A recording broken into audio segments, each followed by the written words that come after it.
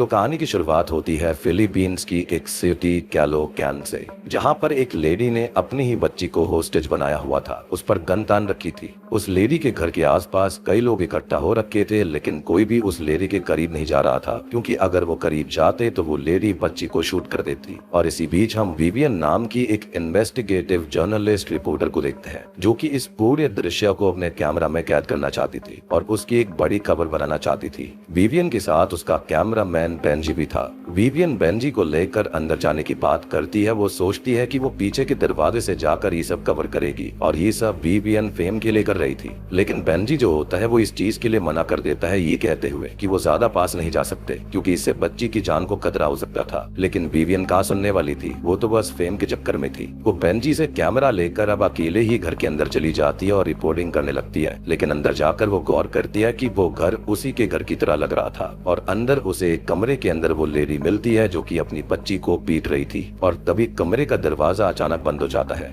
Vivian के दरवाजा खोलने पर उसे वो बच्ची वहाँ पर खत्म हुई मिलती है, और आगे उसको उसकी माँ दिखाई देती है, जिस पर उसी लेडी ने गन तानी हुई थी। और ये देखकर विवियन उसके पास जाती है और उसे रोकने की कोशिश करती है, और तब वो लेडी पीछे मुड़ती है, और वो लेडी विवियन का ही एक डिमोनिक रूप थी। इसको देखकर विवियन हैरान रह जाती है। वो लेडी कहती है कि उसकी माँ की मौत एक अच्छी खबर बनेगी, और ये कहकर वो उसकी माँ को शूट कर देती है। इसके बाद वो खुद रिपोर्टिंग करती है और बताती है कि उसने अपनी माँ को खत्म कर दिया। और यहाँ पर रियल विवियन उसे देखकर चिल्लाने लगती है। लेकिन तभी अचानक से विवियन की आँख खुल जाती है, क्योंकि ये सब असल में एक बुरा सपना था। खैर, यहाँ पर मैं विवियन के बारे में आपको और बताना चाहूंगा। दरअसल विवियन जो है वो एक न्यूज रिपोर्टर तो है, और वो इस दुनिया की सबसे अच्छी न्यूज रिपोर्टर बनना चाहती है, क्योंकि उसके पिता भी न्यूज रिपोर्टर हुआ करते थे। लेकिन अब वो इस दुनिया में नहीं रहे, और वो अपने पिता की तरह ही बढ़िया बनना चाहती थी। और यहाँ पर हमको यही पता चलता है कि विवियन को ऐसे ही डरावने सपने पिछले कुछ दिनों से आ रहे थे। जिसके बाद वो अपनी माँ के पास जाती है, जिनका नाम मोनिका होता है, और मोनिका को विवियन से काफी उम्मीदें थी।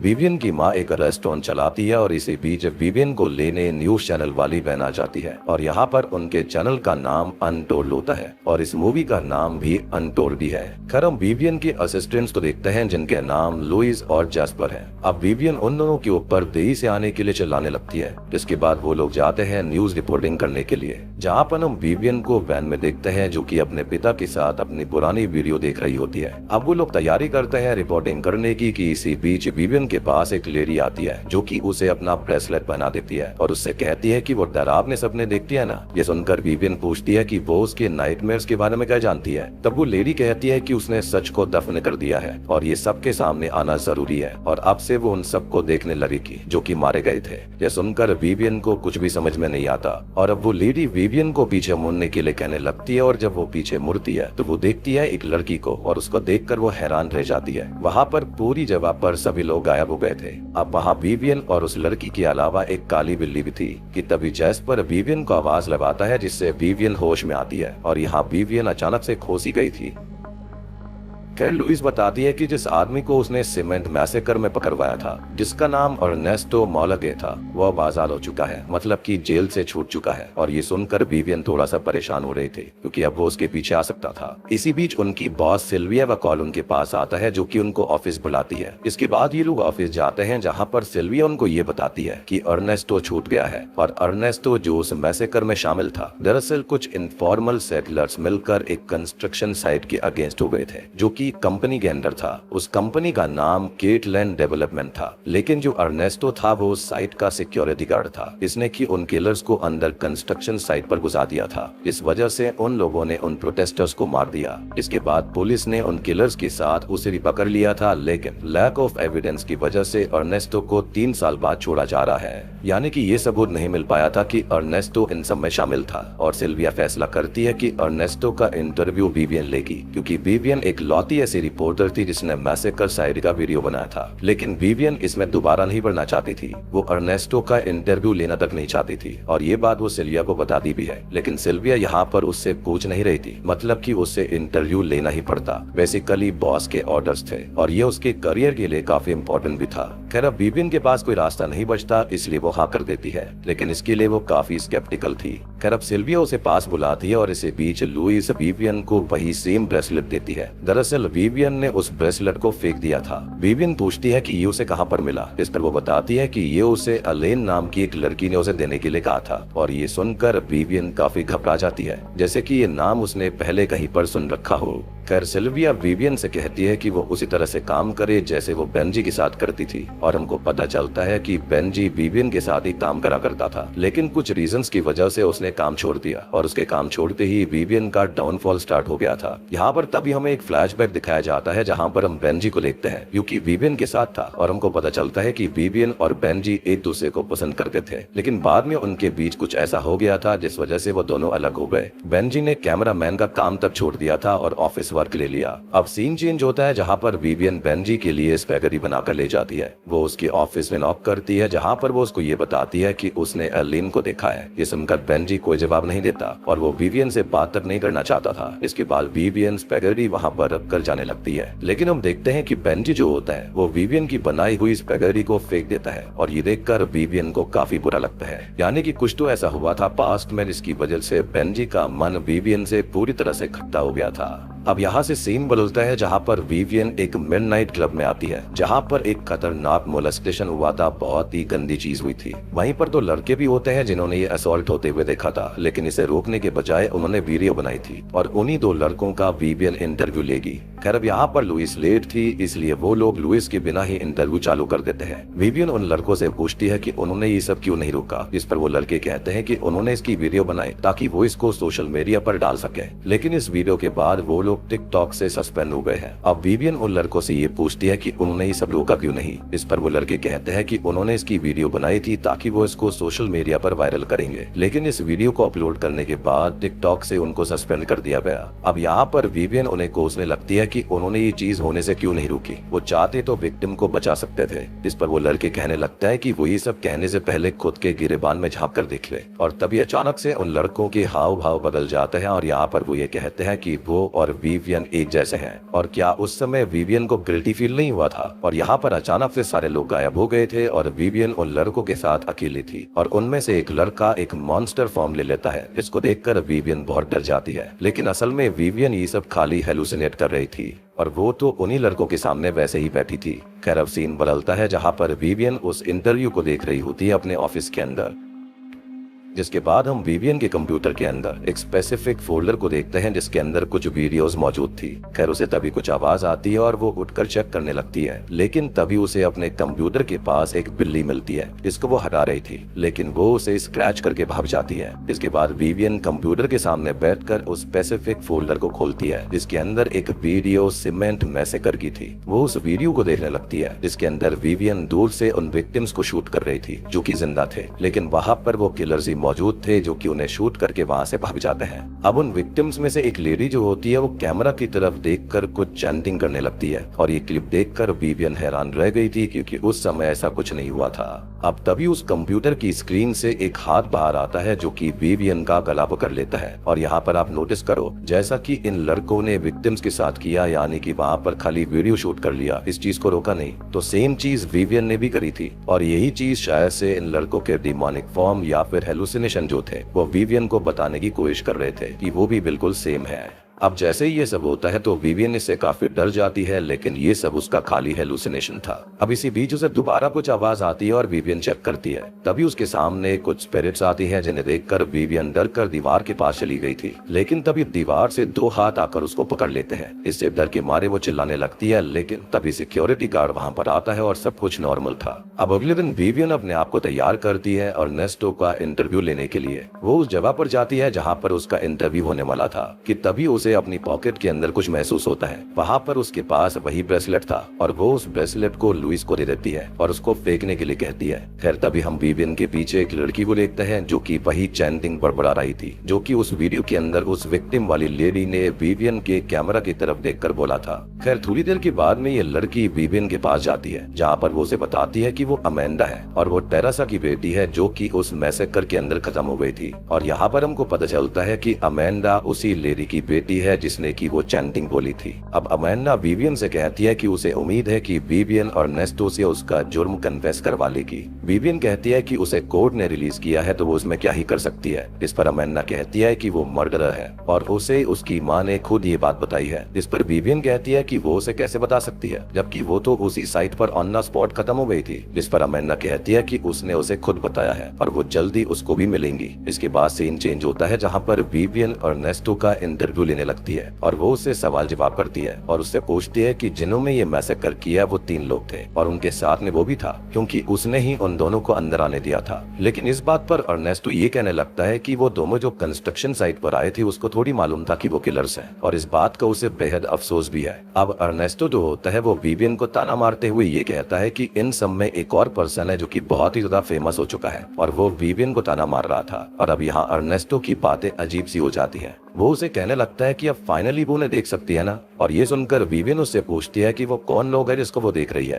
तो अर्नेस्टो खाली ये कहता है कि ये वही लोग हैं और वो विवियन को लेने जरूर आएंगे। विवियन को ये सुनकर कुछ भी समझ में नहीं आता। तब अर्नेस्टो उसके हाथ पर अपना हाथ रखता है और उसके हाथ में वही ब्रेसलेट था। यहाँ विवियन दोबारा उन स्पिरिट्स को देखने लगती है लेकिन इसी बीच अमेंडा आकर अर्नेस्टो को शूट कर देती है। जी हाँ, जिससे कि वहाँ पर हड़कंप मच जाता है। अब यहाँ विवियन अमेंडा को देखती है जिसके पीछे उसकी माँ टेरेसा की स्पिरिट मौजूद थी। अमेंडा उसे मारने के बाद खुद को शूट करने लगती है लेकिन तभी कोई आकर उसे रोक देता है और ये काफी शॉकिंग था। लेकिन अमेंडा ने ये सब अपनी माँ की मौत का बदला लेने के लिए किया होगा। लेकिन इन सबसे विवियन और लुइस दोनों ही शॉक्ड हो गए थे। खैर अब यहाँ से सीन बदलता है जहाँ पर लुइस बेंजी के पास जाती है। वो असल में विवियन के बारे में जानना चाहती थी क्योंकि विवियन के साथ कुछ तो अजीब हो रहा था जिसको वो नोटिस भी कर पा रही है। वो बेंजी को बताती है कि अर्नेस्टो के साथ इंटरव्यू लेते टाइम वो अचानक से फ्रीज हो गई थी। लुइस को लग रहा था कि उन सब के पीछे वही मैसेकर किसी तरह से जुड़ा हुआ है। अब बेंजी उसे मैसेकर के बारे में सारी बात बताता है कि कंस्ट्रक्शन साइट पर जो काम चल रहा था वो केटलैंड डेवलपमेंट का था लेकिन कुछ लोगों को लगा कि ये डेवलपमेंट अच्छे इंटेंशंस के लिए नहीं है इसलिए उन्होंने प्रोटेस्ट शुरू कर दिया लेकिन उन लोगों को मरवा दिया गया। यहाँ पर बेंजी उसे वो वीडियो दिखाता है। बेंजी ये भी बोलता है कि उसने विवियन के साथ काम करना इसलिए छोड़ दिया क्योंकि वो विवियन से दूर रहना चाहता था। अब ऐसा क्यों था इस बारे में वो अभी नहीं बताता। अब इसी बीच बेंजी को भी वो स्पिरिट्स दिखने लगती है और उसे देखकर वो डर जाता है और यहाँ पर वो एक पेन ड्राइव देता है जो कि किटी मैरी नाम से थी और वो उसे कहता है कि इस पेन ड्राइव से उसको सब पता चल जाएगा, सारी सच्चाई पता चल जाएगी और इन सब से एलेन भी कनेक्टेड थी। खैर यहाँ पर वो उस पेन ड्राइव को लेकर चली जाती है लेकिन बेंजी को अभी भी स्पिरिट दिखाई दे रही होती है और इसलिए अब वो एक कांटे को यानी कि ओक को अपने आप के पास लेकर आता है और अचानक से सीन यहीं पर कट हो जाता है। अब सीन आता है अगले दिन पर जहाँ पर विवियन एक साइकियाट्रिस्ट के पास आती है। वो साइकियाट्रिस्ट को सब कुछ बता रही होती है कि वो स्पिरिट्स देख रही है और उसको हर जगह ऐसी अजीब सी स्पिरिट्स दिखाई देती हैं। इसको देखकर लगता है कि वो मिट्टी या फिर सीमेंट की हो रखी हैं। शायद ये सब इस ब्रेसलेट की वजह से हो रहा था जो कि अभी भी उसके पास था और वो उस ब्रेसलेट से पीछा नहीं छुड़वा पा रही है। वो कैसे ना कैसे करके उसके पास पहुंच ही जाता है। यह सुनकर साइकियाट्रिस्ट ये कहती है कि ये सब उसका हेलुसिनेशन होगा जो कि शायद से ट्रॉमा की वजह से है।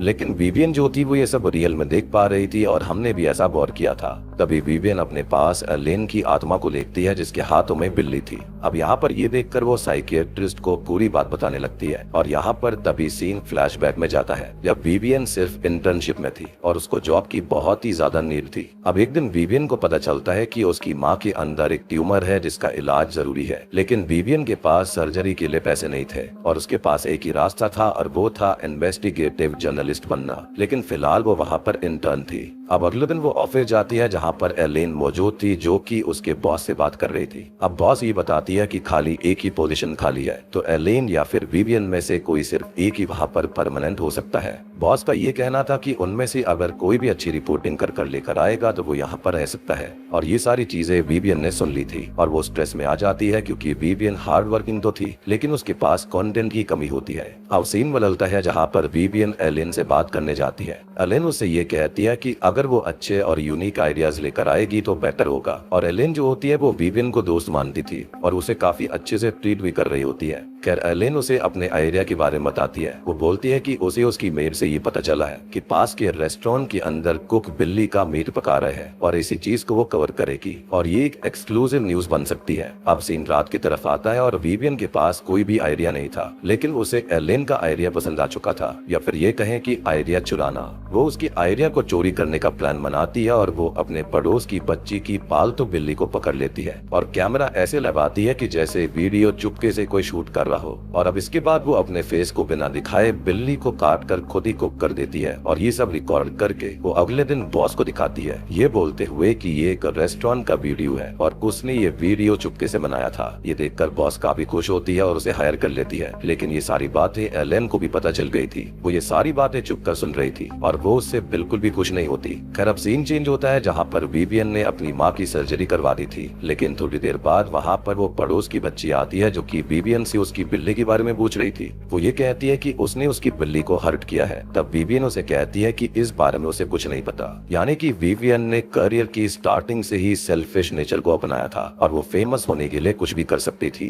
खैर अब सीन दोबारा से प्रेजेंट टाइम में आ जाता है जहाँ पर साइकियाट्रिस्ट उससे उसकी कहानी शुरू से बताने के लिए कहती है, लेकिन अभी तो विवियन ने सारी कहानी उसको बताई थी। जब साइकियाट्रिस्ट ये कहती है कि उसने तो कुछ बताया ही नहीं और वो तो खाली यहाँ पर फ्रीज होकर बैठी हुई थी। दरअसल जितना भी हमने देखा था वो सब विवियन के अंदर था, मतलब कि उसके माइंड में चल रहा था और उसे ऐसा लग रहा था कि वो ये सारी बातें साइकियाट्रिस्ट को बता रही है, लेकिन ऐसा कुछ भी नहीं हुआ था। विवियन को ऐसा लग रहा था कि साइकियाट्रिस्ट उससे मजाक कर रही है, इसलिए वो उठकर वहाँ से जाने लगती है। लेकिन जैसे ही वो सेशन से बाहर आती है तो वैसे ही हर तरफ अंधेरा हो जाता है और उसके सामने दोबारा एक स्पिरिट आती है जिसको देखकर विवियन डर गई थी। अब डर के मारे अचानक से विवियन बैठ जाती है, लेकिन थोड़ी देर में सब कुछ नॉर्मल हो जाता है और वो फिर से उठ जाती है। वो अपने हाथों पर देखती है जहाँ पर उसे फिर से वही ब्रेसलेट मिलता है। तभी उसके पास कोई वीडियो कॉल आता है जो कि अर्नेस्टो का था, लेकिन हमने तो ये देखा था कि अर्नेस्टो को तो अमेंडा ने खत्म कर दिया है। अब इस वीडियो के अंदर अर्नेस्टो की लाश थी जो कि जिंदा हो गई थी और ये देखकर वो काफी डर जाती है। खैर अब वो अमेंडा से जेल में बात करने के लिए जाती है जहाँ पर वो साथ में अमेंडा की माँ का फोटो भी लेकर गई थी। यहाँ पर वो उससे पूछती है कि आखिर ये सब हो क्या रहा है और उसने अर्नेस्टो को खत्म क्यों किया। अब इस बात पर वो ये कहती है कि उसकी माँ ने उसे ये कहा था ये करने के लिए। ये सुनकर विवियन फिर से हैरान रह जाती है कि वो तो जिंदा ही नहीं है। तभी अमेंडा उसको ये बताती है कि उसकी माँ कोई आम इंसान नहीं थी, वो मिडनाइट को पूजा करती थी, मतलब कि वो ब्लैक मैजिक जानती थी और इसी वजह से वो ये सब अपनी बेटी को बता पा रही है। जो फोटो विवियन लाई थी उसके पीछे वही चैंटिंग थी जो कि टेरेसा चैंट कर रही थी, यानी कि उस वीडियो के अंदर भी और रियल में भी। अब यहाँ वो टेरेसा की आत्मा को भी देखती है और काफी डर जाती है। फिर विवियन पूछती है कि अगर वो उसकी बेटी है तो टेरेसा अमेंडा को क्यों डरा रही है। इस पर अमेंडा बताती है क्योंकि वो भी इसकी जिम्मेदार है और सबसे बड़ी बात ऐसा इसलिए था क्योंकि अमेंडा ने ही उन लोगों को वहाँ का पता बताया था और वो भी कुछ पैसों के लिए, लेकिन उसे ये नहीं पता था कि वहाँ पर उसकी माँ भी मौजूद होगी और इसी वजह से वो भी गुनहगार है और उसकी माँ इसलिए उसको डरा रही है। इतना कहते ही वो अपना सर जो होता है वो सलाखों पर बुरी तरह मार मार कर खुद को खत्म कर लेती है और ये सब देखकर विवियन बहुत ही ज्यादा सहम गई थी। अब सीन बदलता है जहाँ पर विवियन जैस्पर को कॉल करके बुलाती है और उसको ये भी कहती है कि आज वो उसके घर पर ही नाइट स्टे करेगी। खैर यहाँ पर वो जैस्पर से मिलती है और दोनों साथ में खाना खाने बैठते हैं। विवियन बताती है कि जो भी मैसेकर से जुड़े हुए लोग हैं वो सब एक एक करके खत्म हो रहे हैं। पहले तो वो 2 हत्यारे खत्म हुए जो कि जेल में थे, फिर अर्नेस्टो के साथ भी सेम चीज हुई और फिर अमेंडा अब खत्म हो चुकी है। तब जैस्पर कहता है कि बेंजी भी इसमें शामिल है, लेकिन वो तो अभी जिंदा है और इसी बीच बेंजी भी वहाँ पर आने लगता है क्योंकि उसका घर पास में ही था। खैर हम देखते हैं कि बेंजी जो होता है वो हाफ न्यूड होता है, उनके साथ बैठ जाता है, जिसके बाद वो एक कांटे को यानी कि फोक को उठाता है और अपनी आंखों में घुसाकर अपनी एक आंख को बाहर निकाल लेता है। इसको देखकर विवियन चिल्लाने लगती है, लेकिन असल में वो उसका नाइटमेयर था क्योंकि असल में विवियन तो जैस्पर के घर पर थी। तभी उसे खिड़की के बाहर कोई चलता हुआ दिखाई देता है जो कि अंदर आ जाता है और वो कोई और नहीं बल्कि बेंजी की स्पिरिट होती है, जिसको देखकर वो बहुत तेज चिल्लाती है। तब जैस्पर आकर उसको संभालता है। खैर अब यहाँ पर वो घबराते हुए कहती है कि बेंजी खतरे में है और उसके कहने की ही देरी थी कि तभी जैस्पर के पास एक मैसेज आता है जिसके अंदर खबर थी कि बेंजी अब जिंदा नहीं है। और आपको याद होगा कि हमने शुरुआत में एक सीन देखा था जहाँ पर बेंजी अपनी तरफ फोक कर रहा था, अपनी आंखों की तरफ कांटे को ला रहा था। तो उसने रियल में किया ये था कि उसने अपनी आंख के अंदर फोक घुसाकर खुद को खत्म कर लिया था। खैर अब सीन बेंजी के फ्यूनरल पर आता है जहाँ पर उसकी पॉकेट के अंदर एक एनवलप था। अब बेंजी की माँ ये बताती है कि ये बेंजी की लाइफ टाइम सेविंग्स थी जो कि उसने कनाडा जाने की टिकट के लिए सेव किया था और ये सेविंग उसने उसके और विवियन के लिए करी थी। दरअसल बेंजी विवियन के साथ कनाडा शिफ्ट होना चाहता था, लेकिन विवियन इसके लिए मना कर दिया अपने रिपोर्टिंग करियर के लिए। खैर यहाँ उसकी माँ विवियन को वेब देती है ताकि विवियन अपने हाथों से विवियन को आखिरी बार ये वेब पिलाए। वो होता है ना, कुछ लोगों को खत्म होने के बाद में चीजें चढ़ाई जाती है, बिल्कुल वही तरह का रिचुअल था। अब विवियन बेंजी के मुंह पर वो वेब लगाती है, लेकिन शॉकिंगली बेंजी के मुंह से स्मोक निकलने लगता है, जिसको देखकर वो हैरान रह जाती है। अब तभी बेंजी आंखें खोलता है और तुरंत ही विवियन के ऊपर झपट जाता है और तभी विवियन को वो सारे ग्लिम्स दिखने लगते हैं जो भी उसके साथ हो रहा था।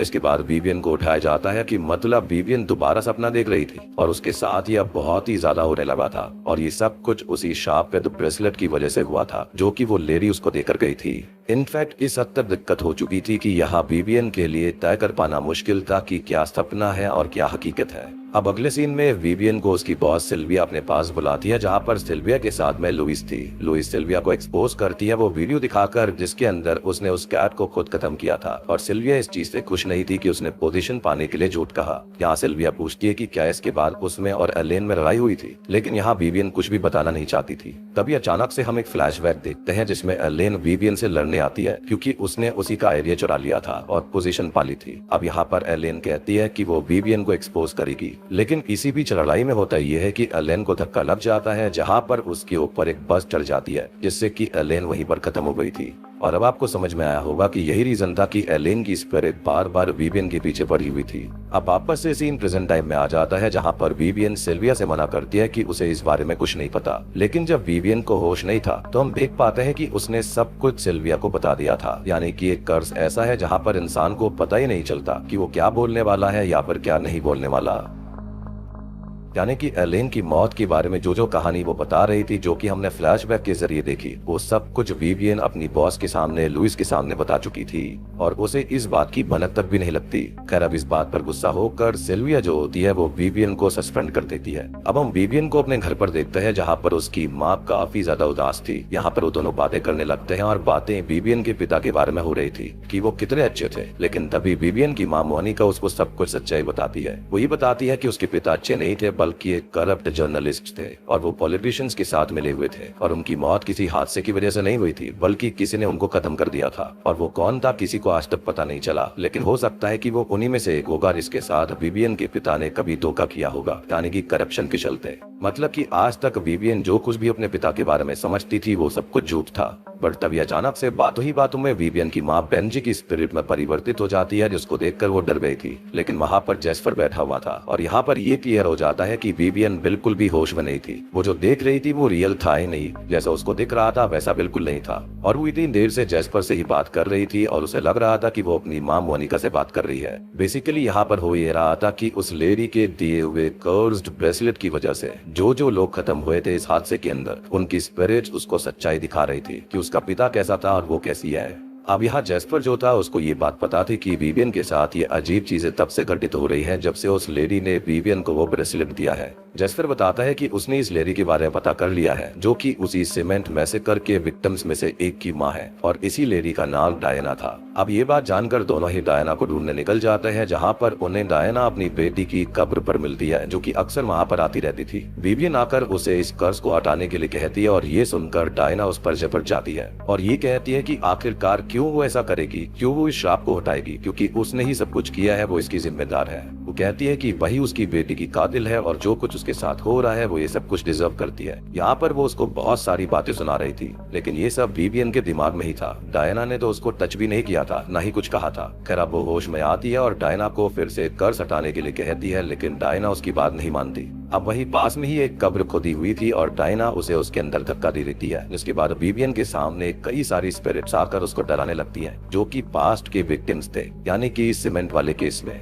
लेकिन होता यह है कि सही समय रहते जेस्पर आकर उसे बाहर निकाल लेता है। वो जेस्पर को कहती क्या उसने वो सब कुछ देखा, उन कॉप्सिस ने, यानी कि उन सभी शवों ने उसको मारा था, लेकिन जेस्पर ने तो कुछ भी नहीं देखा था, यानी कि कर्ज खाली उसके ऊपर था। अब यहाँ जेस्पर काफी क्यूरियस हो जाता है कि आखिर सीमेंट मैसेकर में हुआ क्या था और इन सब का विवियन से क्या ताल्लुकात है, और तब जाकर विवियन उसको पूरी बात बताती है। और दोस्तों अभी यहाँ पर खुलते हैं इस मूवी के, यानी कि अनटोल्ड मूवी के असली पत्ते। दरअसल जिस दिन ये सब हुआ था उस दिन अर्नेस्टो, अमेंडा और एक केटलैंड डेवलपमेंट का आदमी मोनिका, यानी कि यहाँ विवियन की माँ के ही रेस्टोरेंट में आए थे। और आपको मैंने स्टार्टिंग बताया था कि मोनिका एक रेस्टोरेंट चलाती थी और उस समय यहाँ पर होता यह है कि रेस्टोरेंट को विवियन ही संभाल रही थी। अब ये तीनों प्लानिंग कर रहे थे कि किस तरह वो उन 3 लोगों को, यानी कि इन किलर्स को अंदर भेजेंगे। अर्नेस्टो को कहा जाता है कि वो उन लोगों को अंदर आने दे ताकि वो अपना काम शुरू कर सके। यहाँ पर वो दोनों, अर्नेस्टो और अमेंडा, अपना हिस्सा मतलब कि पैसा ले लेते हैं और ये सारी बातें विवियन भी सुन रही थी और यही उसके लिए मौका था इन सबको कवर करने का। एक सिंपल सा केस होता है कि एक प्लॉट था, एक जगह थी जहाँ पर ये कंपनी जो होती है ना वो अपने फ्लैट्स वगैरह बनाना चाहती थी। लेकिन ऑब्वियस सी बात है, कुछ लोग होते हैं जो कि इसके फेवर में नहीं थे, उनको लग रहा था कि ये गलत है, ऐसा नहीं होना चाहिए, तो वो लोग वहाँ प्रोटेस्ट कर रहे होते हैं। लेकिन होता ये है कि यहाँ कुछ लोग ऐसे थे जो कि इसके खिलाफ जाने लगते हैं। बेसिकली अमेंडा जो होती है ना वो पैसों के चलते ये कर देती है और किलर्स को वहाँ अंदर भिजवा देती है। कंपनी के लोग भी इसके अंदर शामिल थे, साथ ही साथ अर्नेस्टो यानी कि सिक्योरिटी गार्ड भी मिला हुआ था। लेकिन अमेंडा ये नहीं जानती थी कि उसकी माँ जो कि ब्लैक मैजिक करती थी, एक शिमन हुआ करती थी, वो भी वहाँ पर प्रोटेस्ट करने पहुंच जाएगी। और अब आपको सारी बातें समझ में आई होंगी कि अमेंडा के साथ में ये सब कुछ क्यों हुआ और नेस्टो के साथ में ये सब कुछ क्यों हुआ था।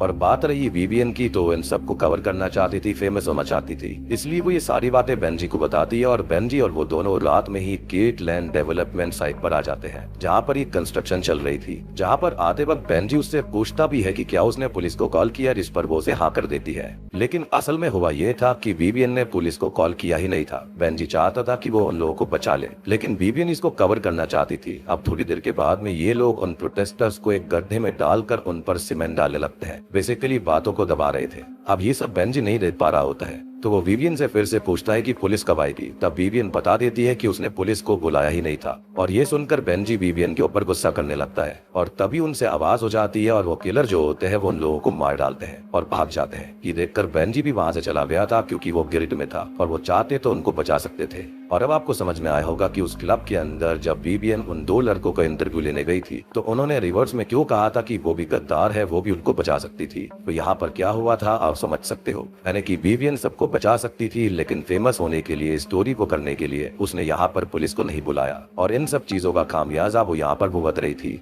लेकिन विवियन एज यूजुअल वहीं पर रुक जाती है इन सब न्यूज को कवर करने के लिए और ये सब अपने कैमरा में कवर करती है। अब सीन प्रेजेंट टाइम में आता है जहाँ पर ये सब सुनकर जेस्पर को काफी बुरा लगता है और ये एक तरह का क्राइम था। इसी बीच विवियन के कॉल पर मरे हुए अर्नेस्टो का वीडियो कॉल आने लगता है। फोन उठाने पर अर्नेस्टो उसे उसी साइट पर बुला रहा होता है जहाँ पर ये सब घटित हुआ था और यहाँ अर्नेस्टो ने मोनिका को होस्टेज बनाया हुआ था, मतलब कि विवियन को अपनी माँ को बचाने जाना ही पड़ेगा। अब वो वहाँ पर जेस्पर के साथ चली जाती है जहाँ पर वो उसकी माँ को अलग अलग होकर ढूंढने लगते हैं। लेकिन तभी विवियन के पास अर्नेस्टो का फिर से कॉल आता है जो कि ऑब्वियस सी बात है कि स्पिरिट द्वारा ही हो रहा था और वो उसको ये कहता है कि उसने उसे अकेले आने के लिए कहा था। And point to be noted कि ये साइट जो थी वो आज भी अंडर कंस्ट्रक्शन में थी, यानी कि शायद से गवर्नमेंट ने उस हादसे के बाद यहाँ पर बैन लगा दी थी। अब अर्नेस्टो की स्पिरिट या फिर ये जो कुछ भी था वो यहाँ पर ये बोलता है कि वो उस लड़के को अपने साथ क्यों लेकर आई है, यानी कि जेस्पर को। ये सुनकर विवियन जेस्पर को ही बेहोश कर देती है, जिसके बाद वो अपनी माँ को ढूंढने लगी थी। और तभी हमको ये पता चलता है कि यहाँ पर वो सारे स्पिरिट्स मौजूद हैं जो कि यहाँ पर लोग खत्म हुए थे। अब तभी विवियन के सामने एलेन की स्पिरिट आकर भिड़ पड़ती है जो कि विवियन को खत्म करना चाहती थी, लेकिन वो उससे पीछा छुड़वा लेती है और तभी उसे उसकी माँ दिखाई देती है और वो अपनी माँ के पास आती है। लेकिन वो उसकी माँ नहीं थी, उसकी माँ तो नीचे वाले ग्राउंड फ्लोर पर होती है जो कि उसको ढूंढ रही थी। इसका मतलब ये किसी लेडी की स्पिरिट है और उसकी माँ को भी यहाँ पर बुलाया गया था। लेकिन इन सब बातों से अनजान विवियन अपनी माँ को साथ ले जाने लगती है जो कि किसी और की स्पिरिट थी, लेकिन वो उसके साथ नहीं जा रही होती। वो ये पूछती है कि क्या वही इन सब मौतों की जिम्मेदार है, जिस पर वो रोते हुए हाँ कर देती है और कन्फेस करती है कि उसी की वजह से ये लोग खत्म हुए। ये सुनकर उसकी माँ उसे ये कहती है कि वो अपने आप को पनिशमेंट दे और यहाँ से ऊंचाई से कूद कर खुद को खत्म कर ले। और ये सुनकर तुरंत ही विवियन समझ जाती है कि उसकी माँ कभी ऐसा नहीं बोल सकती और ये लेडी उसकी माँ नहीं है। इसके बाद विवियन उससे दूर हो जाती है, लेकिन वो स्पिरिट अब बाकी स्पिरिट के साथ मर्ज हो जाती है और एक खतरनाक क्रीचर के अंदर बदल गई थी जो कि द थिंग जैसा लग रहा था, जिससे विवियन फिसल कर नीचे गिरने लगती है। बेसिकली वो जो फोर्स होती है वो उसको धक्का देकर नीचे गिराने वाली थी, लेकिन तभी जेस्पर आकर उसे पकड़ लेता है, उसको होश आ गया था।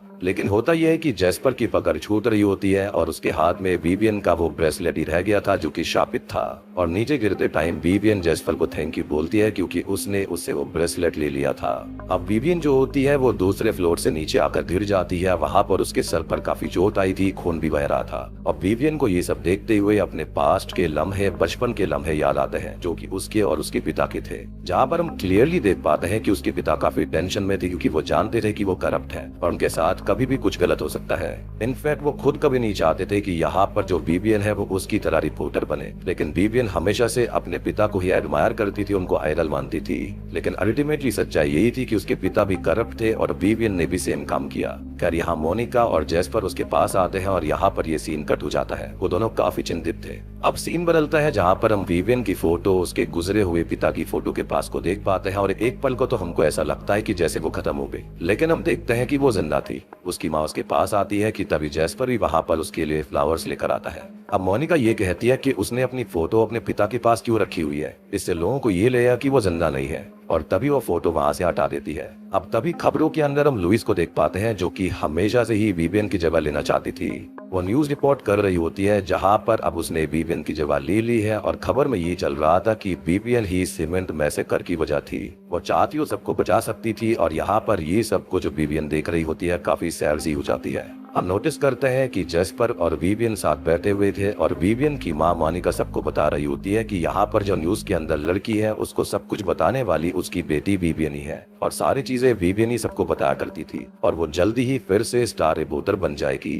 एनिमी उसके बाद में मोनिका को वहाँ पर न्यू ऑर्डर देने वाले लोग अपने साथ ले जाते हैं और वहाँ पर नाच गाना करने लगते हैं। अब जब विवियन और सभी सोच रहे थे कि सब कुछ ठीक हो गया, लेकिन ये सब कुछ इतना आसान नहीं था, क्योंकि विवियन डरते हुए सामने वाली टेबल पर नोटिस करती है कि वो श्रापित ब्रेसलेट वहां पर फिर से आ चुका था, यानी कि ये कर्ज अभी भी खत्म नहीं हुआ था। इसी के साथ में अनटोल्ड मूवी यहीं पर खत्म हो जाती है।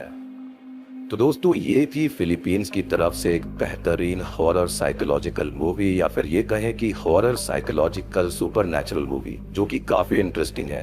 अब देखो एंड में आई रियली बिलीव कि जो कर्ज था वो भी खत्म नहीं हुआ है और जब तक विवियन खत्म नहीं हो जाती तब तक ऐसा नहीं हो सकता, या फिर ये भी हो सकता है कि विवियन खत्म हो चुकी है, क्योंकि सोचकर देखो कि इतना बड़ा क्राइम करने के बाद में और न्यूज रिपोर्टिंग के अंदर ये सब कुछ आउट हो चुका था, तो उसके बाद वो जेल में कैसे नहीं थी, लोगों ने उसको कैसे नहीं पकड़ा।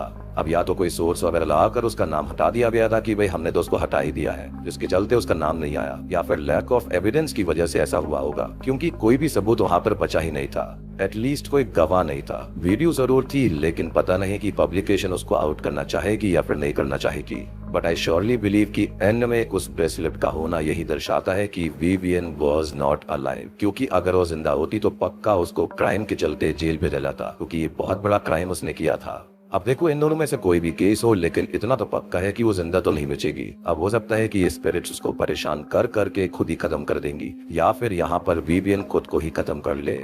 और मुझे ये भी लगता है कि यहाँ पर अमेंडा की माँ की जो स्पिरिट थी ना, शायद से वो इन सब चीजों के पीछे नहीं थी। मुझे ऐसा लगता है कि डायना ने ही इस पर कर्ज लगाया था और वही थी जो ये सब कुछ कर रही थी, क्योंकि डायना को भी सब कुछ पता चल गया होगा कि इसके अंदर कौन कौन मिले हुए थे।